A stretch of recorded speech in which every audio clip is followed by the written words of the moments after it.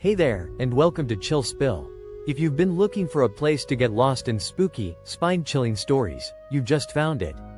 I'm so glad you're here with me for our very first video. Before we dive into tonight's creepy tale, make sure to hit that subscribe button, and don't forget to turn on the notification bell so you won't miss out on the next eerie adventure. Trust me, you'll want to stick around because I've got plenty of twists and turns in store for you. Grab your favorite drink, settle in, and let's get started with tonight's story. Sarah had always loved the quiet life of a small college campus. It wasn't much, just a few old dorm buildings, a library, and a couple of food spots, but she liked it that way. It was peaceful, or at least that's what she thought. One night, she stayed late in the library to finish a paper. The campus was empty, the night quiet. As she walked back to her dorm, the chill of the night air seemed to follow her. She shrugged it off, trying to focus on the task ahead. But when she opened the door to her room, the feeling was immediate. A strange tension in the air, as if something wasn't quite right. She ignored it at first, chalking it up to nerves. After all, it was late, and she'd been working for hours. It was the first sound that really caught her off guard. A faint scratching noise. She froze, listening carefully. At first, she thought it was just the wind or the old pipes in the building, but the sound was getting louder. Closer. Sarah walked to the door, her heart starting to race. She opened it, nothing. The hallway was empty, as it always was at this time of night. She shut the door, trying to shake off the unease, but then she heard it again. A faint tapping, followed by a scraping sound. This time, she didn't hesitate. She grabbed a flashlight and slowly crept down the hall toward the source. But when she reached the end of the corridor, it was dead quiet.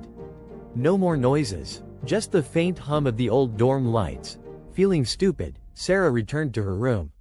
But as she turned around, there it was, the shadow, standing just outside her window. It was tall and thin, almost like it was stretching, bending in unnatural ways. The eyes, black, hollow, seemed to stare straight through her. Her breath caught in her throat.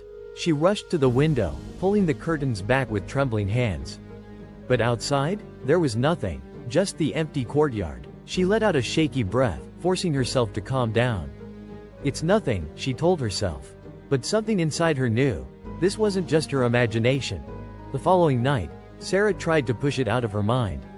She couldn't get any sleep, though. Every time she closed her eyes, she could still feel the weight of those eyes staring at her.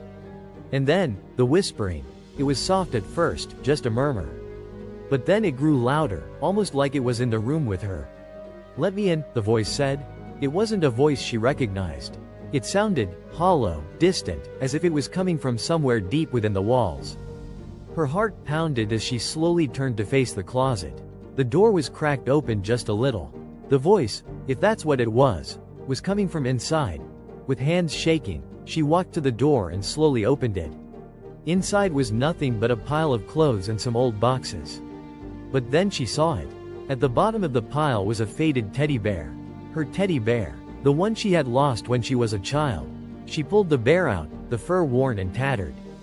There, pinned to its chest, was a small, yellowed note. The words on it were clear, but horrifying. "I'm still here. I never left." Her hands trembled as she dropped the bear. It felt like a weight was pressing down on her chest. That was when she realized, whatever this was, it wasn't just some random occurrence. It had been watching her, waiting for her to remember.